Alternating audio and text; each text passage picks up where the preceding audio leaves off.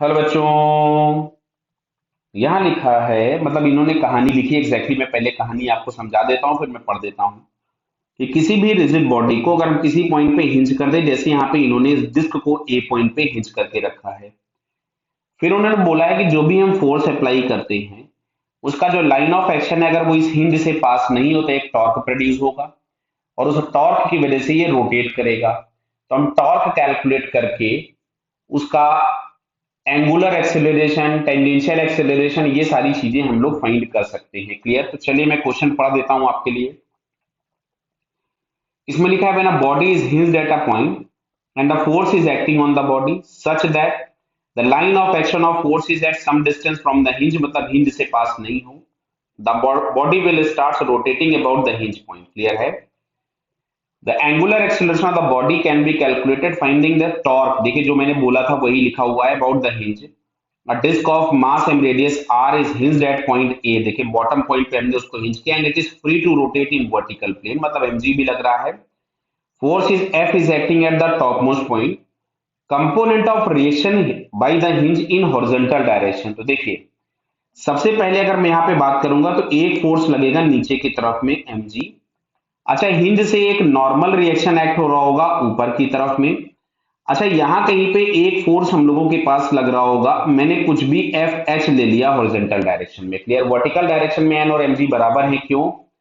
क्योंकि इसके पास अभी कोई वेलोसिटी है नहीं जिससे सेंट्रीपिटल एक्सेलरेशन मिले, जिससे एन और एम जी बराबर ना हो, तो अभी दोनों बराबर हो गए। तो यहाँ पे अगर हम टॉर्क देखेंगे तो n, m g, f h, f सबके टॉर्क जीरो, केवल टॉर्क देगा एफ।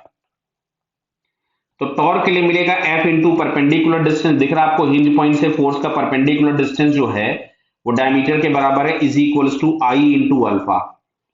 तो f into two r, I I भी हम लोगों को रोटेशन एक्सिस के अबाउट निकालना है जो कि उसके एक एज से पास हो रहा है। तो यहां से हम लोग लिखेंगे I C M plus M H square into alpha. तो यहां से आ रहा है एफ इंटू टू आर। हालांकि ये पार्ट हम लोग कैलकुलेट कर चुके हैं फर्स्ट क्वेश्चन में, बट फिर से मैं आपको करके दिखा रहा हूं। तो m r square by two plus m r square into alpha. तो यहां से हम लोगों के पास ये आ रहा है 3/2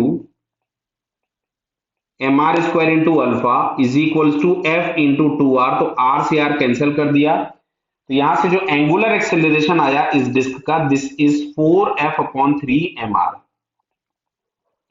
तो जो सेंटर का टेंजेंशियल एक्सेलरेशन निकालेंगे वो हम लोगों ने लिखा आर अल्फा। तो r इंटू 4f/3 mr, हम लोगों के पास r से r कैंसिल हो गया, तो टेंजेंशियल एक्सेलरेशन आया 4f/3m। अब अगर हम इक्वेशन चेक करें, ध्यान से देखिएगा, मैं वापस डायग्राम पे जा रहा हूं। तो डायग्राम में अगर हम देखें तो हॉरिजॉन्टल डायरेक्शन में एक एफ ये लग रहा है और एफ एच को भी हमने इधर ही माना है।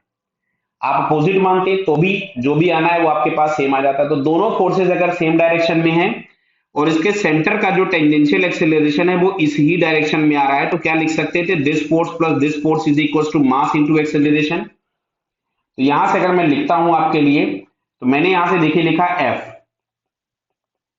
Plus F H is equal to M into A tangential. यार F plus F H is equal to M into A tangential हम लोगों के पास था 4f/3m। देखिए ये लिखा हुआ है 4f/3m। मैं यहां पे इसको पुट कर देता हूं, तो इट इज 4f/3m। तो m से m कैंसिल हो गया, तो यहां से मिल रहा है f plus F H is equal to 4f/3।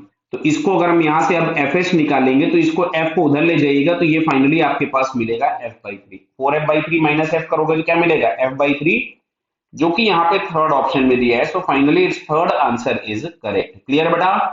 Okay, all the best.